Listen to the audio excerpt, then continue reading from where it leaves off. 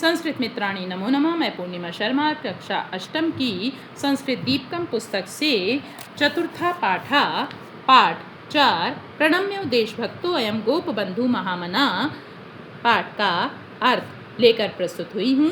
प्रारंभ करते हैं इस पाठ का वाचन के साथ अर्थ। एकदा जल प्लाव पीड़िता नाम साहाय्यार्थम शिक्षका छात्राश्च सभागारे चर्चां कुर्वन्ति। एक बार बाढ़ से पीड़ितों की सहायता के लिए शिक्षक और छात्र सभागार में बातचीत कर रहे थे।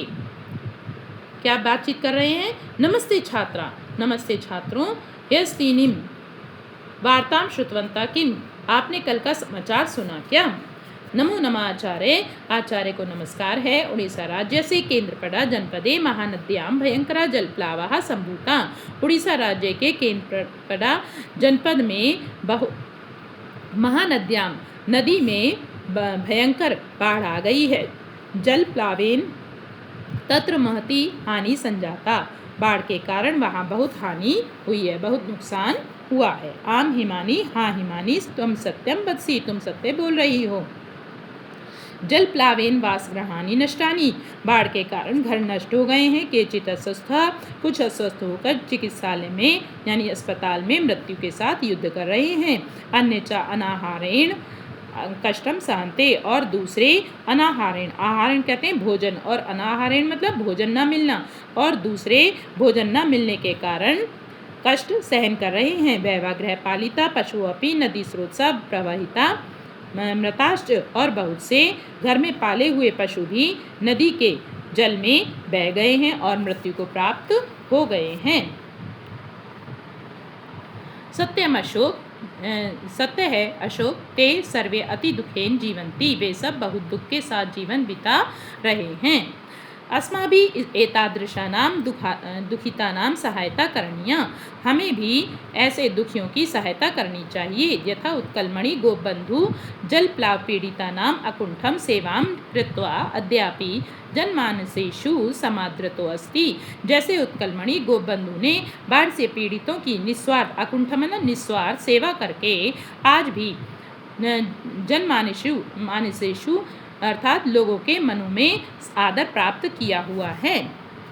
महोदया ऐशा गोपबंधु का, महोदया यह गोपबंधु कौन है? भवन्तः सर्वे एतत् चित्रं पश्यन्तु, आप सब यह चित्र देखें। देखिए चित्र दिखा रहे हैं। ऐशा अस्ति दीनबंधु गोपबंधु, यह है दीनबंधु गोपबंधु।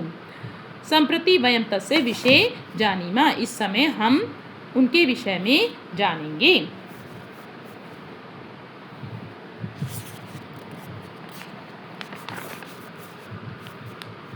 देखिए तो वो कैसे हैं? एकदा आचार्य हरिदासः सत्यवादी वन विद्यालय से सर्वान् अध्यापकान् भोजनाय आमंत्रितवान्। एक बार आचार्य हरिदास ने सत्यवादी वन विद्यालय के सभी अध्यापकों को भोजन के लिए बुलाया। आमंत्रिता सर्वे अतिथ्या हस्तपादं प्रक्षालित्वा आसनेषु उपविष्टवन्तः, बुलाए गए सभी अतिथि हाथ पैर धोकर, शालित्व मतलब धोकर, आसनों पर बैठ गए। देखिए नीचे बैठे हुए हैं। बहुनि सुस्वादुनि व्यंजनानि कदलीपत्रेषु परिवेशितानि, बहुत से स्वादिष्ट व्यंजन कदली पत्र यानी केले के पत्तों पर परोसे गए। देखिए थाली नहीं, केले के पत्तों पर भोजन परोसा गया है, क्योंकि उड़ीसा साइड में केले के पत्तों की बहुलता होती है, केले के पेड़ बहुत मिलते हैं। हसन गोप बंधु अवदत्, हंसते हुए गोप बंधु बोले, अरे भोजनस्य अति दौर्लभ्यम जीवनाय सुखप्रदम तदर्थम भोजनम कुर्यामा शरीरे दयाम कुरु। अरे भोजन अति दौर्लभ्यम बहुत कठिनता से प्राप्त होता है, जीवनाय सुखप्रदम और जीवन को सुख प्रदान करता है, तदर्थम भोजनम का कुर्या, इसलिए उसके लिए भोजन करना चाहिए। माँ शरीरे दयाम कुरु, शरीर पर दया नहीं करनी चाहिए। एतत् श्रुत्वा सर्वे उच्चैः हसितवन्तः, यह सुनकर सभी जोर से, उच्चैः मतलब जोर से हंसने लगे। तदानीमेव बहि कश्चन करुणध्वनि गोपबंधु कर्ण्यो अगुंजत, उसी समय बाहर कोई करुण आवाज गोपबंधु के कानों में गूंजी अर्थात कानों में पड़ी। माता माता, हे माता माता, बुभुक्षितो अस्मि, मैं भूखा हूँ, कृपया किंचित भोजनम देहि, कृपया कुछ भोजन दें। दिन त्रयात् किमपि न भुक्तम, 3 दिन से कुछ भी नहीं खाया है। भोजनम देहि माता भोजन दे माँ, माता भोजन दे आ। इस प्रकार की इति क्रंदम ध्वनिम श्रुत्वैव दया विगलत हृदय गोपबंधु अश्रुपूर्ण नयनो अभवत। ऐसी करुण पुकार को सुनकर दया से पिघले हुए, विगलत मतलब पिघले हुए हृदय वाले गोपबंधु ने आंसू से, गोपबंधु के नेत्र आंसुओं से भर गए। किमपि अविचिन्त्य झटिति स्वस्मै परिवेशितं भोजनं हस्ते गृहीत्वा बहिरागतवान् भिक्षुकं तद् भोजितवान्। किमपि कुछ भी, अविचिन्त्य मतलब सोचे बिना ही, झटिति मतलब जल्दी से अपने परोसे हुए भोजन को हाथ में लेकर बाहर आ गए और भिक्षुक को भोजन दे दिया। असौ महान समाज सेवक आसीत्, यह महान समाज सेवक थे गोबंधु दास। असौ सत्यवादी वन विद्यालय से अध्यापकः प्रसिद्धेषु पंचमित्रेषु अन्यतमा स्वतंत्रता संग्रामी आसीत्। यह सत्यवादी वन विद्यालय के अध्यापक प्रसिद्ध पंचमित्रों में सबसे श्रेष्ठ, अन्यतमा कहते हैं सबसे श्रेष्ठ स्वतंत्रता संग्राम सेनानी थे। ओडिशा राज्य से पुरी जनपद से साक्षी गोपाल समीपे सुआंडो ग्रामे जन्म लब्धवान। उड़ीसा राज्य के पुरी जनपद के साक्षी गोपाल के पास में सुआंडो गांव में जन्म प्राप्त किया। अध्ययन कालादेव सा दरिद्राणाम रोगिणाम च सेवाम अकरोत्। अध्ययन के समय ही, यानी कि जब ये पढ़ रहे थे उसी समय सा दरिद्राणाम वह गरीब और रोगियों की सेवा किया करते थे। सत्यवादी वन विद्यालय स छात्रान निःशुल्कम अपाठ्य। सत्यवादी वन विद्यालय में वह छात्रों को निःशुल्क यानी बिना फीस के पढ़ाते थे। निरक्षरता दूरीकरणाय सह सततम यतते स्म। निरक्षरता को दूर करने के लिए वह लगातार प्रयत्न करते रहते थे। कार्पास वस्त्र निर्माणाय सह स्वयं सूत्र प्रस्तुतिम अकरोत्। कपास के वस्त्र बनाने के लिए वह स्वयं ही सूत काटते थे। जैसे महात्मा गांधी चरखे से सूत काटते थे, ऐसे ही ये भी सूत काटते थे। जन्मभूमि दुर्दशाम अवलोक्य स सर्वदा चिंताकुलो भवति स्म। जन्मभूमि की दुर्दशा को देखकर वह हमेशा चिंता से व्याकुल रहते थे। महात्मा गांधी प्रेरणया भारतीय स्वतंत्रता आंदोलने गोपबंधु भागम गृहीतवान्। महात्मा गांधी की प्रेरणा से भारतीय स्वतंत्रता आंदोलन में गोपबंधु ने भाग ग्रहण किया। सह वर्षद्वयं यावत् कारावासम प्राप्तवान्। और वह 2 वर्षों तक कारावास यानी जेल में रहे।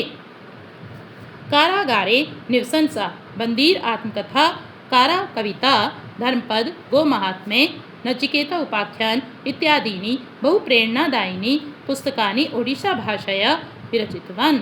जेल में रहते हुए उन्होंने बंदीर आत्मकथा, कारा कविता, धर्मपद, गो महात्म्य, नचिकेता उपाख्यान इत्यादि बहुत सी प्रेरणा देने वाली पुस्तकें उड़ीसा भाषा में लिखी। सर्वदा स्वदेशस्यैव वस्त्राणां वस्तूनां च उपयोगं कृतवान्। वह हमेशा अपने देश में बने हुए वस्त्रों और वस्तुओं का उपयोग करते थे। मरणासन्नं स्वपुत्रमपि विहाय जलप्लाव पीड़ितान् भारत मातु सहस्रशः पुत्रान् उद्धर्तुं गृहात् बहिः निर्गता समाजं सेवत च। मरणासन मरते हुए अपने पुत्र को भी विहाय मतलब छोड़कर बाढ़ से पीड़ित भारत माता के हजारों पुत्रों का उद्धार करने के लिए घर से बाहर निकल गए। समाज सेवच और समाज की सेवा की। देश सेवा तत्परस्य गोपबंधु वयस्य प्रसिद्धम प्रेरणादायकम वचनम अधुनापि जनमानसेषु राष्ट्रभक्तिम जागृत्य। देश सेवा में लगे हुए गोपबंधु वयस्य गोपबंधु की प्रसिद्ध प्रेरणादायक वचन आज भी लोगों के मनों में राष्ट्रभक्ति को जगाते हैं।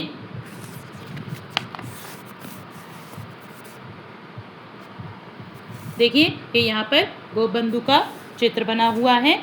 आगे है स्वदेशौ मम लियेताम तनु स्वदेश लोकास्तदनु प्रयान्तु नु स्वराज्य मार्गे यदि गर्तमालिका ममास्थि मासई परिपूरितास्तु सा। अब इसको यहाँ पे देखिए भावार्थ दिया हुआ है, यहाँ से पढ़ते हैं। अपने देश की स्वदेशस्य भूभागे मम शरीरम विलीनम भवतु, अपने देश की भूमि पर मेरा शरीर विलीन हो जाए। देशवासी न मम अनुसरणम कुर्वन्तु, देशवासी मेरा अनुसरण करें। देशस्य स्वतंत्रता निमित्तम यत्र तत्र प्रतिबाधका बंधका गर्ता सन्ति, देश की स्वतंत्रता के निर्माण के लिए जहाँ कहाँ बाधाएं हैं, गर्ता कहते हैं गड्ढे, यानी कि जो कुछ भी देश की स्वतंत्रता के लिए बाधाएं हैं, ते सर्वे गर्ता मम अस्थि भी मांसश्च परिपूर्णा भवन्तु, वे सभी बाधाएं मेरी अस्थियों और मांस से भर जाएं। असौ सत्यवादी वन विद्यालय से दरिद्र नारायण सेवा संघ से सत्यवादी मुद्रणालय से समाजा इति दैनिक वार्ता पत्र से च प्रतिष्ठाता आसीत्। यह सत्यवादी वन विद्यालय के दरिद्र नारायण सेवा संघ के सत्यवादी मुद्रणालय समाज इन दैनिक पत्रों समाचार पत्रों के प्रतिष्ठाता थे। समाजा इति दिनपत्रिका शताधिक वर्षेभ्यः अधुनापि प्रतिदिनं प्रकाश्यते। समाज यह दैनिक पत्रिका 100 से भी, शताधिक मतलब 100 से भी अधिक वर्षों से आज भी प्रतिदिन प्रकाशित हो रही है। समाज सेवाए देश सेवाए च तस्य असीमं त्यागम अनुभवम वैज्ञानिका आचार्य प्रफुल्ल चंद्र राय गोपबंधुम उत्कलमणि इति उपाधिना सम्मानितवान। समाज सेवा के लिए और देश सेवा के लिए उनके असीम त्याग को अनुभव करते हुए वैज्ञानिक आचार्य प्रफुल्ल चंद्र राय ने गोपबंधु को उत्कलमणि इस उपाधि से सम्मानित किया। उत्कलमणि मतलब उड़ीसा का रत्न। उत्कलमणि इत्याख्ये प्रसिद्धो लोक सेवका प्रणम्य देशभक्तो अयम गोपबंधु महामना। उत्कलमणि इस नाम से प्रसिद्ध, आख्या मतलब इस नाम से उपाधि से प्रसिद्ध लोक सेवक गोपबंधु देशभक्त गोपबंधु महामना को महापुरुष को प्रणाम करते हैं। एक बार फिर से देख लेते हैं। उत्कलमणि की उपाधि से प्रसिद्ध लोक सेवक इस देशभक्त गोपबंधु महापुरुष को प्रणाम करते हैं। आज के लिए इतना ही। अगली वीडियो में हम इस पाठ के अभ्यास कार्य के साथ मिलेंगे। धन्यवाद।